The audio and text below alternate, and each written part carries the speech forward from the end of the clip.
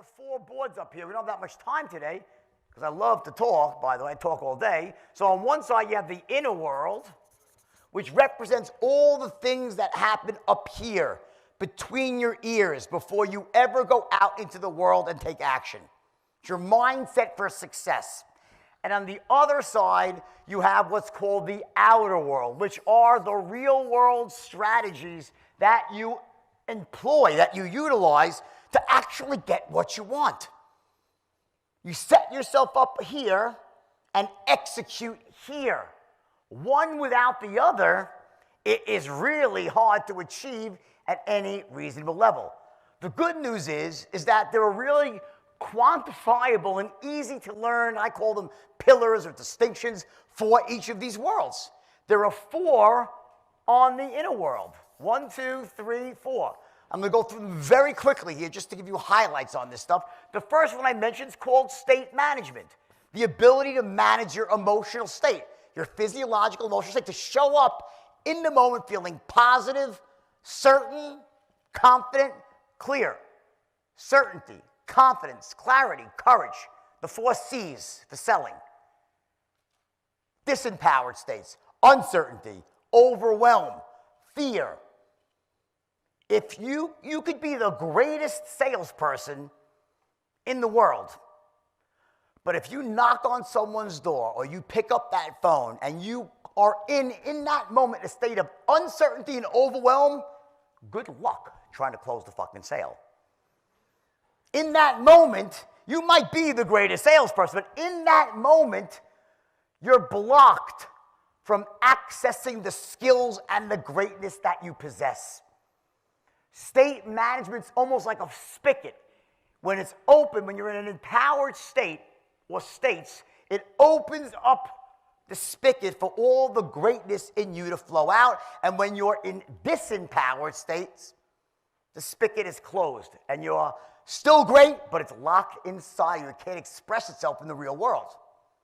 Now, when it comes to selling, in particular, it gets even more complex because at the highest level, what sales really is the transference of emotion.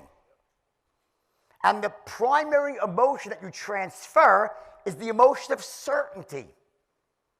Certainty that the product that you're offering, the solution, makes sense. It's got the best value proposition, the best cost-benefit ratio. It's going to fill their needs, resolve their pain, eliminate their worries. Very important in insurance. So you have that component, the actual product itself. There's certainty they can trust you, that you're there with their best interest at heart, not just a sleazy salesperson trying to ram any policy down their throat to make a buck. Because let's face it, if they think you got the greatest policy in the world, but they don't trust you, will they buy from you? No way. If they really love it, they'll go find the same policy and buy from somewhere else. And thirdly, the company that stands behind the product is actually going to be there for the long term as well. You're transferring certainty. I invented the straight line system as a way for teaching people who are not particularly blessed with the ability to transfer certainty. Like, I have a natural ability, who's a natural born closer? I'm sure there's some here. There's a bunch, right? Natural born closers intuitively, for whatever reason, their brain is wired in such a way, they intuitively know what to say, how to say it, when to say it, to essentially transfer certainty to another human being. The straight line system allowed these young kids, and since then, over the last 30 years, people all over the world to close in that same way, to transfer certainty. The straight line system allows you to transfer certainty, but what it doesn't do, it doesn't create certainty. It transfers it. Certainty is created by you. By showing up in a state of absolute certainty. And the straight line allows you to transfer that certainty without breaking fundamental rules of selling and human communication. Like, I can't transfer certainty and make them hate me at the same time.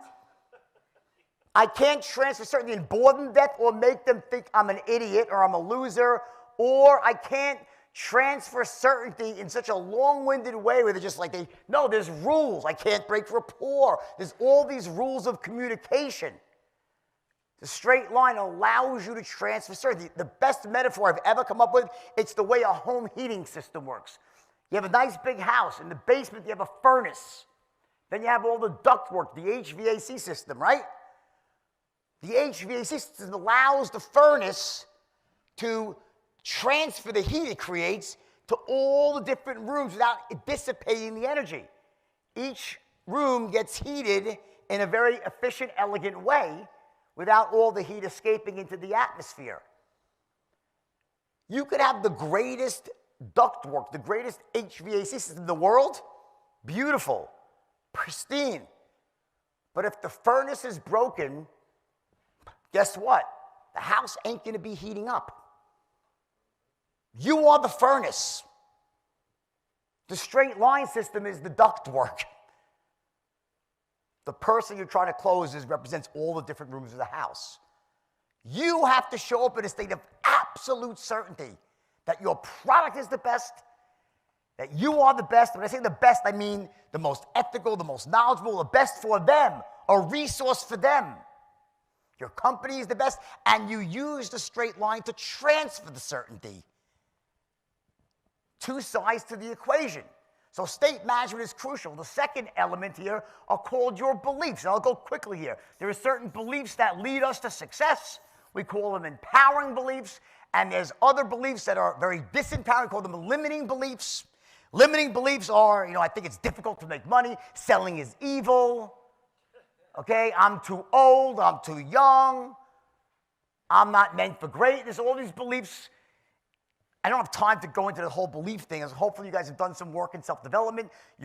I didn't invent this stuff, right? It's out there, but you have to root out limiting beliefs and replace them with empowering beliefs. And there's ways to do that, because here's the deal. We're all held down by our lowest level limiting belief. It's almost like, imagine a beautiful Ferrari race car, right? Cherry red chassis, beautiful sleek body, 500 horsepower engine or more, 12 cylinders, 4 valves per, capable of going 240 miles an hour. But if there's a governor on the engine stopping the flow of gas, I don't care how fast the car could go, it's not going over 55. That's what a limiting belief does. It sits on your life and stops you from charging forward when you should and causes you to pull back when you should. And we all have them. If you don't think you have one, then guess what? You just found your first limiting belief. We all have some. You got to root them out, right? Moving forward quickly, because we have so much time here, right? Number 3, something I call vision focus. To have what I call a fully integrated vision for your future. Meaning, where do I see myself in 5 years from now, and why does it matter to me? Your why. Why do I want to get what I want to get? It's not just money. Your why can't be money. I'll save it for the end. The last thing I'll circle back. I want to move forward and circle back and close with your why. And then what we have are these goals that we set that connect us to our vision. There's daily goals, weekly goals, monthly goals, annual goals. But our vision is long-term. It endures, and it evolves and grows. It's a living, breathing organism. People say, I'm goal-oriented. I'd rather say, Craig, I'm glad you said goals. I'd rather be vision-oriented. Because your vision is where your emotion lies.